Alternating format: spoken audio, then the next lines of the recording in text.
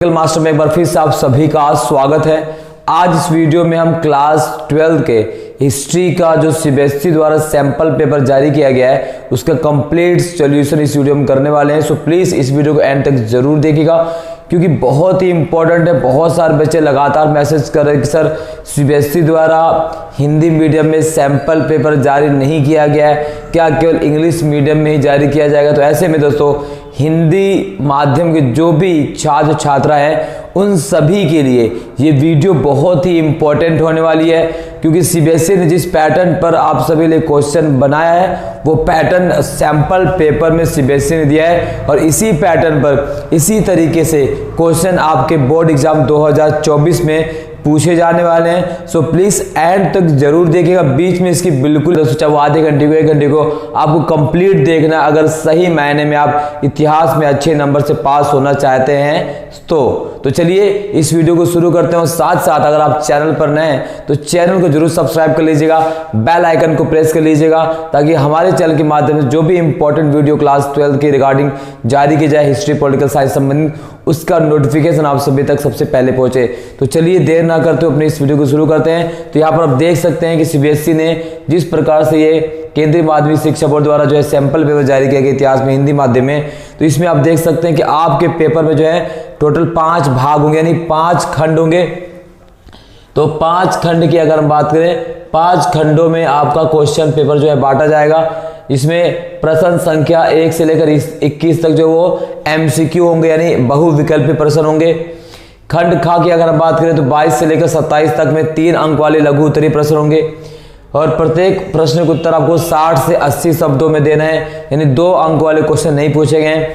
इसी प्रकार से प्रश्न संख्या 28 से लेकर 30 तक जो है वो 8 अंक वाले दीर्घ उत्तरीय प्रश्न दिए गए हैं। प्रश्न जो खंड खा है इसमें 31, 33 4 अंक वाले हैं और डा जो है वो मानचित्र से संबंधित क्वेश्चन दिया गया है। तो चलिए देख लेते हैं कि सीबीएसई ने किस पैटर्न पर किस तरह से आपके बोर्ड एग्जाम में क्वेश्चन सेट किए हैं। तो सबसे पहले क्वेश्चन की बात करते हैं, तो चलिए शुरू करते हैं। तो यहाँ पर आप देख सकते हैं खंड का में पहला जो क्वेश्चन पूछा गया है कि निम्नलिखित में से खिलाफत आंदोलन की मुख्य मांग क्या थी। तो निम्नलिखित में से खिलाफत आंदोलन की मुख्य मांग क्या थी। ए यहाँ पर दिया गया भारत के लिए डोमिनियन स्टेटस की मांग, बी भारत के लिए स्वशासन की मांग, सी तुर्की के खलीफा की पुनर्स्थापना, डी इस्लाम के रूढ़िवादी संस्कृति का पुनरुत्थान। तो खिलाफत आंदोलन की जो मुख्य मांग क्या थी, तो यहाँ पर आप देख सकते हैं खिलाफत आंदोलन की जो सबसे बड़ी मुख्य मांग थी वो थी तुर्की के खलीफा की पुनर्स्थापना। जी हाँ, तुर्की के खलीफा की पुनर्स्थापना थी किसकी, खिलाफत की जो सबसे बड़ी मांग थी क्योंकि इसकी शुरुआत 1919 में की गई थी और शुरुआत किसने की थी, मोहम्मद अली और शौकत अली। मोहम्मद अली और शौकत अली बंधुओं ने इसकी शुरुआत की थी क्योंकि ब्रिटिश सरकार ने भारतीय मुसलमानों से वादा किया था अगर फर्स्ट वर्ल्ड वार में हमारा साथ देंगे तो तुर्की के खलीफा के पद को वापस कर दिया जाएगा, जबकि ब्रिटिश सरकार ने युद्ध समाप्त होने के बाद तुर्की के खलीफा के पद को वापस नहीं किया। तो ये सबसे बड़ी मांग थी, तो वह है सी, इसका जो सही उत्तर है निगाह सही उत्तर है। इसी प्रकार से क्वेश्चन नंबर 2 पूछा गया है निम्नलिखित में से किस मुद्दे ने 1857 के विद्रोह के प्रसार में मदद नहीं की। वो कौन सा मुद्दा है जिसने 1857 के विद्रोह के प्रसार में मदद नहीं की। ए कारतूस के मुद्दे ने इसने बिल्कुल मदद की थी। भारतीयों के ईसाई धर्म में परिवर्तन ने बिल्कुल मदद की थी। आटे में हड्डी का चूरा मिलाना इसने भी बहुत मदद की क्योंकि अफवाहों का बाजार बहुत गर्म था। तो ये तीनों ने बिल्कुल मदद की थी। नेक्स्ट अगर हम बात की किसने मदद नहीं की थी, तो यहाँ पर आप देख सकते हैं यहाँ पे क्या है, हिंदू महिलाओं के अपमान ने। तो हिंदू महिलाओं के अपमान ने इसमें कोई मदद नहीं की थी। तो इसका जो सही उत्तर होता है वो आपका यही है घा। तो घा इसका सही उत्तर है। इसी प्रकार से यहाँ क्वेश्चन पूछा गया है निम्नलिखित में से कौन सातवाहन वंश का सबसे प्रसिद्ध शासक था। तो सातवाहन वंश के जो सबसे प्रसिद्ध शासक की बात करें तो सिंपल तरीके से है गौतमी पुत्र श्री सतकर्णी। तो सातवाहन वंश का सबसे प्रसिद्ध शासक है गौतमी पुत्र श्री सतकर्णी, यानी इसका भी सही उत्तर क्या है वो है सी यानी गा। चित्र की पहचान नीचे दिए गए विकल्पों में से कीजिए। तो इसमें से किस चित्र के यहाँ पर दिया गया है, तो ये जो चित्र है वह है सी यानी महाभारत के एक दृश्य को दर्शाती हुई मृण मूर्ति। ठीक है, क्लियर। चलिए आगे बढ़े। अगला क्वेश्चन देखिए, यहाँ पर क्वेश्चन दिया गया है, यह क्वेश्चन दृष्टिबाधित छात्रों को लेकर है। तो दिए गए विकल्पों में से सही विकल्प को चुनकर रिक्त स्थान की पूर्ति कीजिए। अशोक ने अपनी यात्रा की याद में डैश में एक स्तंभ का निर्माण करवाया। तो अशोक ने अपनी यात्रा के याद में कहां पर एक जो है निर्माण करवाया था, किस चीज का, स्तंभ का। तो वो स्तंभ का जो अशोक द्वारा निर्माण करवाया गया था, उस स्तंभ की अगर हम बात करें तो लुम्बिनी में अशोक ने एक स्तंभ का निर्माण करवाया था। क्लियर। तो इसका जो सही उत्तर है चौथे का, पांचवे का सही उत्तर है खा, मतलब सॉरी माफ कीजिए, घा, डी। ठीक है, क्लियर। चलिए अगला क्वेश्चन देखते हैं। नेक्स्ट क्वेश्चन, अगला क्वेश्चन पूछा गया क्वेश्चन नंबर 6। देखिए क्वेश्चन नंबर 6 क्या पूछा गया है। क्वेश्चन नंबर 6 पूछा गया है कि हड़प्पा सभ्यता के संदर्भ में निम्नलिखित कथनों में से सही कथन की पहचान कर सही विकल्प चुनिए। तो सही विकल्प अगर हम बात करें तो हड़प्पा कथनों की यहाँ पर पहचान करनी। पहला, इसका सबसे अनूठा पहलू शहरी केंद्रों का विकास था। दूसरा, बस्ती 2 भागों में विभाजित थी, दुर्ग और निचला शहर। जल निकासी व्यवस्था साधारण एवं अनियोजित थी। सड़कों को ग्रिड पद्धति में नहीं बनाया गया था। तो इसमें से कौन से सही कथन है, हमें इसमें पहचानना भाई कि सही कथन कौन है। तो सही कथन की अगर हम बात करें तो सही कथन, इसका सबसे अनूठा पहलू शहरी केंद्रों का विकास था, ये बिल्कुल सही है। बस्ती 2 भागों में विभाजित थी, दुर्ग और निचला शहर, बिल्कुल सही है। तो इसका जो सही कथन है केवल 1 और 2 है। जल निकासी व्यवस्था साधारण एवं अनियोजित थी, बिल्कुल गलत। जबकि हड़प्पा सभ्यता की जल निकासी व्यवस्था बहुत ही अच्छी थी, नियोजित थी। सड़कों को ग्रिड पद्धति में ही बनाया गया था। तो केवल पहला और दूसरा कथन सही है, दूसरा और तीसरा और चौथा गलत है। तो उसका सही आंसर है वह बी यानी खा, केवल 1 और 2 सही है। इसी प्रकार से निचला अगला क्वेश्चन पूछा गया है। नीचे दिए गए प्रश्न में 2 कथन और संकल्प दिए गए, ए और दूसरा कारण दिया गया है। तो संकल्पना ए है, अशोक ने प्रजा एवं अधिकारियों तक पहुंचने के लिए अपना संदेश शिलाओं पर उत्कीर्ण करवाया। ठीक है, और कारण क्या है, कारण दिया गया है कि वह यह चाहता था कि लोग ये जाने कि उन्हें किस धर्म का पालन करना चाहिए। तो इसमें संकल्पना और कारण दोनों बिल्कुल सही है। सातवें का क्या आएगा, संकल्पना और कारण बिल्कुल सही है। यहां पर देखिए संकल्पना और कारण, माफ कीजिएगा यहां पर क्या है, तो संकल्पना बिल्कुल सही है। ठीक है, लेकिन गा अगर हम बात के कारण इसका गलत है। तो सातवें का जो सही आंसर है वह आपका गा, सी। दी गई जानकारियों के आधार पर शिल्प केंद्र की पहचान कीजिए। तो दी गई जानकारी के आधार पर शिल्प केंद्र की पहचान करना है। दोनों समुद्र तट के समीप स्थित थे। ये संघ से बनी वस्तुओं के निर्माण के विशिष्ट केंद्र थे। तो इसमें जो शिल्प केंद्र है हमें उसकी पहचान करनी है। तो वो शिल्प केंद्र है नागेश्वर एवं बालाघाट। तो बी इसका सही आंसर है, नागेश्वर और बालाघाट एंड खा इसका सही आंसर है। इसी प्रकार से क्वेश्चन बनाए, किताबुल हिंद पुस्तक की रचना किसने की। तो इब्न बतूता, अल Biruni, Francois Bernier, Abdul Razzaq. तो किताबुल हिंद की रचना किसने की थी, तो वो है अब्दुल रज्जाक। किताबुल हिंद की रचना किसने की है, तो अब्दुल रज्जाक ने किताबुल हिंद की रचना की है।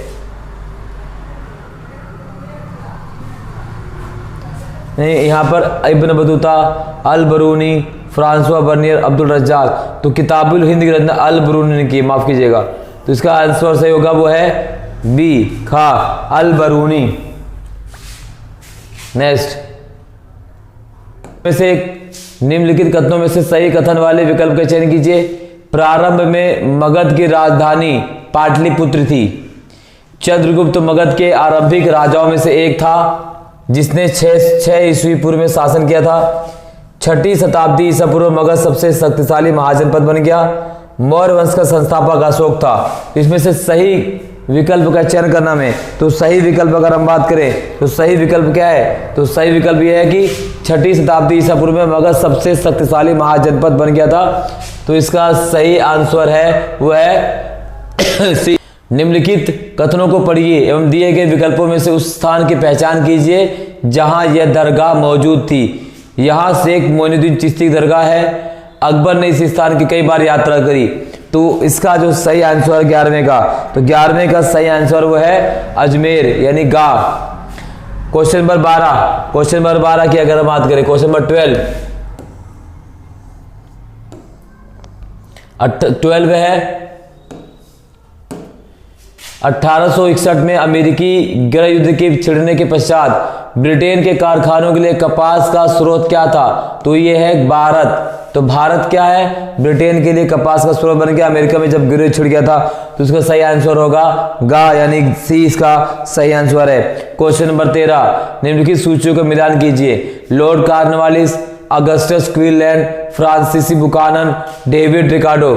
तो इसका हमें मिलान करना है। तो इसका जो सही आंसर अगर हम बात करें तो सही आंसर है, तो यहां पर देखिए सबसे पहला आएगा, यहां पर देख लेते हैं, पर मिला लेते कौन सा कहां पे आने वाला है।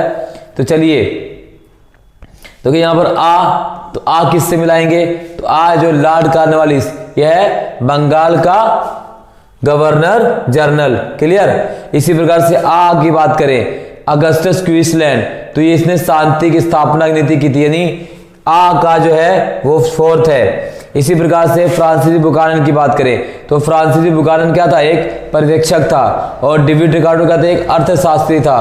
तो इस हिसाब से देखें तो सी इसका सही आंसर है, यानी गा जो है सही आंसर 13वें का। नेक्स्ट, बिहार में अंग्रेजों के विरुद्ध 1857 के विद्रोह का नेतृत्व निम्नलिखित में से किसने किया था? तो बिहार में सिंपल तरीके से कौन किए थे? तो बिहार में राजा कुंवर सिंह। किसने किया था? राजा कुंवर सिंह, यानी 14वें का गा सही आंसर है। 14वें का गा, राजा कुंवर सिंह गा आएगा। अब क्वेश्चन नंबर 15 देख लीजिए क्या क्वेश्चन है।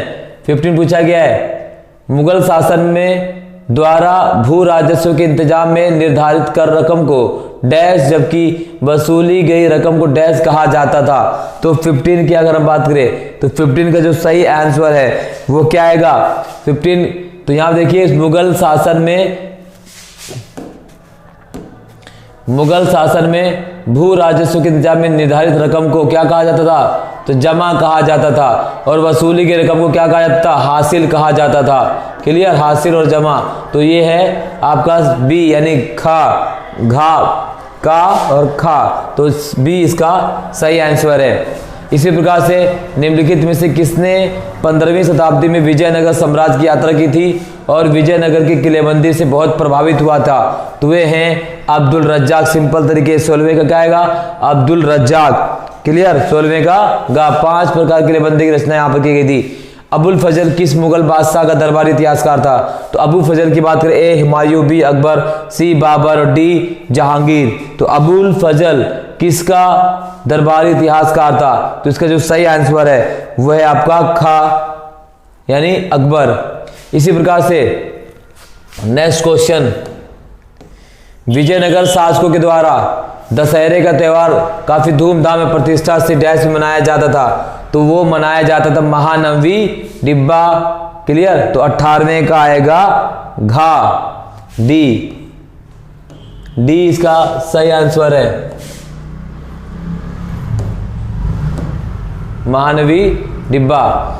संविधान सभा ने अल्पसंख्यकों के अधिकारों को परिभाषित करने का कार्य कठिन क्यों था? निम्नलिखित में सही विकल्प चुनिए। तो 19वें से अगर हम बात करें तो 19वें का सही सबसे ऊपर जो है वह है अधिकारों को लेकर अलग अलग समूह के अलग अलग मांगे थी। नीचे दी गई जानकारी के आधार पर व्यक्ति की पहचान कीजिए। उसका जन्म तंजियर के एक अति संभ्रांत एवं शिक्षित परिवार में हुआ था। उसके अनुसार यात्राओं द्वारा प्राप्त अनुभव, पुस्तकों से प्राप्त ज्ञान की अपेक्षा अधिक उसने मध्य पूर्वी अफ्रीका कुछ बंदरगाहों की यात्रा की और उसने रहला नामक पुस्तक लिखी। तो उसके अगर इसमें बताए तो वो कौन है? इब्न बतूता, फ्रांसवा बर्नियर, अल बरूनी, डोमिगो पायास। तो 20वें का जो सही आंसर है वह है इब्न बतूता, यानी का इसका सही आंसर है। 21, किस सत्याग्रह के द्वारा महात्मा गांधी ने फसल खराब होने की स्थिति में किसानों के लिए कर माफी की मांग की थी? तो वह खेड़ा सत्याग्रह। क्या है? खेड़ा सत्याग्रह। सी इसका सही आंसर है। तो ये क्वेश्चन नंबर 1 से लेकर क्वेश्चन नंबर 21 तक का जो एमसीक्यू है उसका कंप्लीट सॉल्यूशन मैंने दे दिया है। अब आते हैं खंड खा में, जहां जो है 2 नंबर यानी 3 नंबर वाले क्वेश्चन पूछे गए। 3 नंबर वाला क्वेश्चन एक बार हम पढ़ लेते हैं, उसके बाद सारा सॉल्यूशन आपको कंप्लीट A to Z इसका हम स्क्रीन पर दिखाएंगे, टोटल जितने भी क्वेश्चन है। पहले देख ले क्वेश्चन क्या क्या है। हड़प्पा के समाधान स्थलों की किन्हीं 3 विशेषताओं को वर्णन कीजिए, अथवा हड़प्पा बस्तियों में प्रयुक्त विशाल स्नानागारों की किन्हीं 3 विशेषताओं का वर्णन कीजिए। तो हड़प्पा सभ्यता से क्वेश्चन यहाँ पूछा गया, एक क्वेश्चन है, यानी 4 क्वेश्चन नंबर वहां से आए हैं। भारत के राजनीतिक एवं आर्थिक इतिहास को समझने में अभिलेखी साक्ष्यों की सीमाओं की आलोचनात्मक परख कीजिए। 14वीं शताब्दी के दौरान भारत में संचार की एक अनूठी प्रणाली थी, इब्न बतूता के इस कथन की परख कीजिए। इसी प्रकार से क्वेश्चन 25 विजयनगर साम्राज्य में लागू किए गए अमर नायक व्यवस्था की मुख्य विशेषताओं का विश्लेषण कीजिए। 1797 में बर्धमान में की गई नीलामी की घटना जो एक विशाल सार्वजनिक समारोह में थी, एक अजीब पेश था, कथन की व्याख्या कीजिए। इसी प्रकार से क्वेश्चन नंबर 27 में अथवा पूछा गया है 1857 की क्रांति के पूर्व के वर्षों में भारतीय सिपाहियों एवं उनके वरिष्ठ अंग्रेज अधिकारियों के संबंधों में महत्वपूर्ण बदलाव आए, उदाहरणों के द्वारा कथन की पुष्टि कीजिए। अथवा क्या पूछा गया है, ये गिलास फल चेरी एक दिन हमारे मुंह में आकर गिरेगा, ये कथन किसने कहा। उन घटनाओं का क्रमवार वर्णन कीजिए जिसके कारण चेरी आखिरकार ब्रिटिश शासकों के मुंह में गिरा या गिर गया। तो ये 1857 का जो स्वतंत्रता संग्राम उस चैप्टर से क्वेश्चन पूछा गया है। इसी प्रकार से अगर देखें 8 नंबर वाले क्वेश्चन, इन सभी को जो है आंसर हम आपको भी स्क्रीन पे दिखाएंगे सभी आंसर। आरंभिक समाजों के सामाजिक प्रथाओं एवं मानदंडों के अध्ययन में इतिहासकारों के लिए महाभारत एक अमूल्य स्रोत है। महाभारत वाले चैप्टर से क्वेश्चन पूछा गया है, 8 नंबर वहां से तो कंफर्म आएगा यह क्वेश्चन। तो इस तरह से आप देख सकते हैं ये 8 नंबर वाले क्वेश्चन किस प्रकार से पूछे गए हैं, सभी का आंसर हम अभी आपको स्क्रीन पर दिखा रहे हैं। इस प्रकार से ये है स्रोत आधारित क्वेश्चन यहाँ पे पूछा गया है, तो ये भी देख लीजिए किस प्रकार से स्रोत आधारित क्वेश्चन पूछे गए हैं। क्वेश्चन नंबर 23 से लेकर 22 से लेकर जितने भी 3 नंबर से लेकर 8 नंबर तक के क्वेश्चन है और मैप हैं, उन सभी के आंसर आपको बताते हैं कि किस प्रकार से सीबीएसई बोर्ड ने इन सभी के आंसर दिया है, और इसी पैटर्न पे भी आपको आंसर राइटिंग करनी बोर्ड एग्जाम में, प्री बोर्ड में भी। तो यहाँ देखिए क्वेश्चन नंबर 22 का जो क्वेश्चन था वहां पर दिया, कभी कभी समाधान गर्त की बनावट एक दूसरे से भिन्न होती थी, कुछ स्थानों पर गर्त की सतहों पर ईंटों की चिनाई की गई थी, कुछ कब्रों में मृदबाण और आभूषण मिले हैं जो संभवतः मृत प्रांत जीवन की मान्यता की ओर संकेत करते हैं। चौथा पॉइंट है, कुल मिलाकर ऐसा लगता है कि हड़प्पा के निवासियों का मृतकों के साथ बहुमूल्य वस्तुओं दफनाने में विश्वास नहीं था। कोई अन्य प्रासंगिक भी इसमें हम लिख सकते हैं। अथवा वाला क्वेश्चन था कि हड़प्पा बस्तियों में प्रयुक्त विशाल स्नानागारों की 3 विशेषताओं का वर्णन कीजिए। तो आपके जो एनसीईआरटी की बुक है उसमें 8वें पेज पे आंसर दिया गया है। तो यहाँ पर देखिए इस तरह, यानी जिस तरह से सीबीएसई ने आंसर का पैटर्न दिया है उसी प्रकार से आपको भी बोर्ड एग्जाम में राइटिंग करनी है, आंसर राइटिंग करनी है। इसके माध्यम से ही आप अच्छे नंबर से उत्तीर्ण हो सकते हैं। पूरे आपको एक नंबर मिले एग्जामिनर के द्वारा इस तरह से आंसर राइटिंग करने के लिए। क्लियर। इसी प्रकार से क्वेश्चन नंबर 23 देख सकते हैं यहाँ पर कि भारत के राजनीतिक और आर्थिक इतिहास को समझने में अभिलेखीय साक्ष्यों की सीमाओं की आलोचनात्मक परख, इसका उत्तर यहाँ पर देख लीजिए।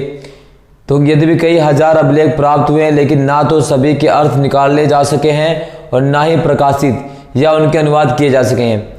इनके अतिरिक्त और उनके अभिलेख रहे होंगे जो कालांतर में सुरक्षित नहीं बचे हैं। अभिलेख हमेशा उन्हीं व्यक्तियों के विचार व्यक्त करते हैं जो उन्हीं बनवाते थे। इसी प्रकार से खेती की दैनिक प्रक्रिया और रोजमर्रा की जिंदगी के सुख दुख का उल्लेख अभिलेखों में नहीं मिलता। 20वीं शताब्दी के मध्य से आर्थिक परिवर्तन विभिन्न सामाजिक समुदायों के उदय के विषय महत्वपूर्ण बन गए, जिसने प्राचीन स्रोतों पर पुनर्विचार करने पर बल दिया। तो इस तरह से जो है आंसर राइटिंग आपको करनी है। इसी प्रकार से आप देख सकते हैं क्वेश्चन नंबर 24 का जो आंसर है कि 14वीं शताब्दी के दौरान भारत में संचार की अनूठी प्रणाली इब्न बतूता का जो कथन उसका परख करनी चाहिए। तो यहाँ पर इब्न बतूता द्वारा उसका जो है किस प्रकार से परख किया गया, किस प्रकार से इब्न बतूता ने भारत की संचार प्रणाली का वर्णन किया है, इसका उत्तर यहाँ पर दिया गया है। आप इसका स्क्रीनशॉट ले सकते हैं। साथ साथ आप हमारे टेलीग्राम चैनल पर जाकर इसे आप देख सकते हैं, कंप्लीट पीडीएफ आपको मिल जाएगी। इसी प्रकार से क्वेश्चन नंबर 25, विजयनगर साम्राज्य में लागू किए गए अमर नायक व्यवस्था की मुख्य विशेषता। तो अमर नायक प्रणाली विजयनगर साम्राज्य की प्रमुख राजनीतिक खोज थी, एक प्रमुख राजनीतिक खोज थी। ऐसा प्रतीत होता है कि इस प्रणाली के कई तत्व दिल्ली सल्तनत की एकता प्रणाली से लिए गए थे। तो ये आप देख सकते हैं कि 3 नंबर के क्वेश्चन में किस आधार पर आंसर दिया गया है। इसी प्रकार से आपको आंसर राइटिंग करनी है, आप इसका स्क्रीनशॉट ले सकते हैं। क्लियर। इसी प्रकार से क्वेश्चन नंबर 26, वर्धमान में की गई नीलामी की घटना जो एक विशाल सार्वजनिक समारोह थी में एक अजीब पेश था, कथन की परख कीजिए। तो इसका उत्तर यहाँ पर दिया गया है। सन 1797 में वर्धमान में नीलामी की गई और एक बड़ी सार्वजनिक घटना थी। वर्धमान के राजा द्वारा धारित अनेक महल भू संपदाएं बेचे जा रहे थे। क्लियर। तो ये आप इसका 26 का आंसर यहाँ पर देख सकते हैं। इसी प्रकार से क्वेश्चन नंबर 27, 1857 की क्रांति के पूर्व के वर्षों में भारतीय सिपाहियों एवं उनके वरिष्ठ अंग्रेज अधिकारियों के संबंधों में महत्वपूर्ण बदलाव आए थे। उदाहरणों के द्वारा कथन की पुष्टि कीजिए। तो यहाँ पर इसका पूरा कथन की पुष्टि की गई है, यहाँ पर पूरा देखिए, सही है ना। तो इस तरह से आप इसका आंसर राइटिंग कर सकते हैं। चलिए आप स्क्रीनशॉट ले लीजिए इसका। इसी प्रकार से अथवा में ये गिलास फल एक दिन हमारे मुंह ही में आके गिरेगा, ये कथन किसने कहा था। तो यहां देखिए, तो 1851 में गवर्नर जनरल लॉर्ड डलहौजी ने अवध की रियासत के बारे में कहा था कि गिलास फल एक दिन हमारे ही मुंह में आकर गिरेगा। और 5 साल बाद 1856 में इस रियासत को औपचारिक रूप से ब्रिटिश साम्राज्य का अंग घोषित कर दिया गया। तो ये इसका आंसर है। इसी प्रकार से आप खंड बात करें सी, तो यहां पर जो 8 नंबर वाला क्वेश्चन है, आरंभिक समाजों की सामाजिक प्रथाओं एवं मानदंडों के अध्ययन में इतिहासकारों के लिए महाभारत एक अमूल्य स्रोत है। तो 8 नंबर वाला क्वेश्चन आप देख सकते हैं। यहाँ पर 8 नंबर जो क्वेश्चन पूछा गया है, इसका आंसर हमें किस प्रकार से लिखना है। अथवा में भी क्वेश्चन जो पूछा गया है, उन सभी के उत्तर यहाँ पर आपको देखने को मिल जाएंगे। चलिए क्वेश्चन नंबर 29 की बात करें, उन साक्ष्यों की परख कीजिए जिनसे पता चलता कि मुगल राजकोषीय व्यवस्था के लिए भू राजस्व महत्वपूर्ण था। तो ये इसका आंसर है, साथ में यहाँ पर दिया गया है। नेक्स्ट में इसका बात करें, इसका आंसर है। तो कहने का मतलब ये है कि एनसीईआरटी बेस्ड सारे क्वेश्चन पूछे गए हैं। अगर आपने सही से एनसीईआरटी पढ़ी है तो डेफिनेटली आप हर एक क्वेश्चन को सॉल्व कर सकते हैं। और साथ साथ मैं आपको बताते चलूँ कि हमारा लाइव क्लास जो रात 10 बजे शुरू होता है, उसका भी आप लाभ ले सकते हैं। और गारंटी से कहता हूँ, अगर आपने लाइव क्लास अटेंड किया और हमारे चैनल पर जो इम्पोर्टेंट क्वेश्चन है वो अगर आपने कर लिया तो उससे बाहर क्वेश्चन नहीं आएंगे। आप चेक कर सकते हैं किस तरह से, कितने अच्छे तरह से हमने क्वेश्चन को वहाँ पर बनाया है इंपॉर्टेंट क्वेश्चन के रूप में, जहाँ से 100% बोर्ड एग्जाम पेपर में प्रश्न आएंगे। इसी प्रकार से आप देख सकते हैं अथवा का क्वेश्चन, मुगल कालीन कृषक समाज में जमींदारों की स्थिति की व्याख्या कीजिए। तो ये सभी क्वेश्चन जो यहाँ पर उत्तर के साथ दिए गए हैं, तो आप उत्तर देख सकते हैं। इसका कंप्लीट है, यहाँ पर है, आप स्क्रीनशॉट भी ले सकते हैं। इसका स्क्रीनशॉट ले लीजिए। चलिए नेक्स्ट क्वेश्चन नंबर 30 की बात करें। क्वेश्चन नंबर 30, भारत छोड़ो आंदोलन वास्तव में एक जन आंदोलन था, कथन को न्याय संगत कीजिए। ठीक है, इनमें से कोई 8 बिंदु आपको लिखने हैं, कोई 8 बिंदु आप ले सकते हैं। क्लियर। इसी प्रकार से जो अथवा में क्वेश्चन पूछा गया है, गांधी जी के राजनीतिक जीवन में राष्ट्रीय आंदोलन के इतिहास के पुनर्निर्माण में विभिन्न प्रकार के स्रोतों की परख कीजिए। तो विभिन्न प्रकार के जो स्रोत हैं वो सारी चीजें यहां पर आपको दी गई हैं। इसी प्रकार से स्रोत आधारित क्वेश्चन यहां पर लिया गया है।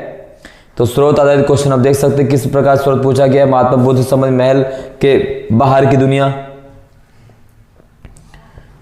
तो ये स्रोत आधारित क्वेश्चन है। फिर इसका आंसर यहां पर दिया गया कंप्लीट।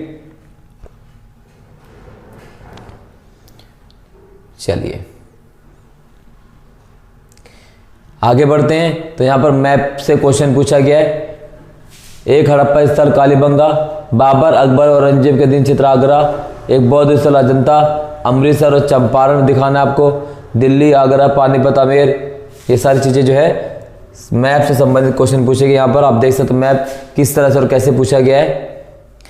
अशोक के ये दृष्टिबाधित छात्रों के लिए अगर है सारा क्वेश्चन, ये क्या है, दृष्टिबाधित छात्रों के लिए है। कौन सा वाला, ये 30 पॉइंट से लेकर 2-3 तक। मैप देख सकती है, अमृतसर, कालीबंगा, आगरा, चंपारण, सांची, अजंता। तो ये सारे क्वेश्चन यहां पर दिए गए हैं। इसी प्रकार से ये चलिए, तो ये सीबीएसई की तरफ से सैंपल पेपर जारी किया गया था।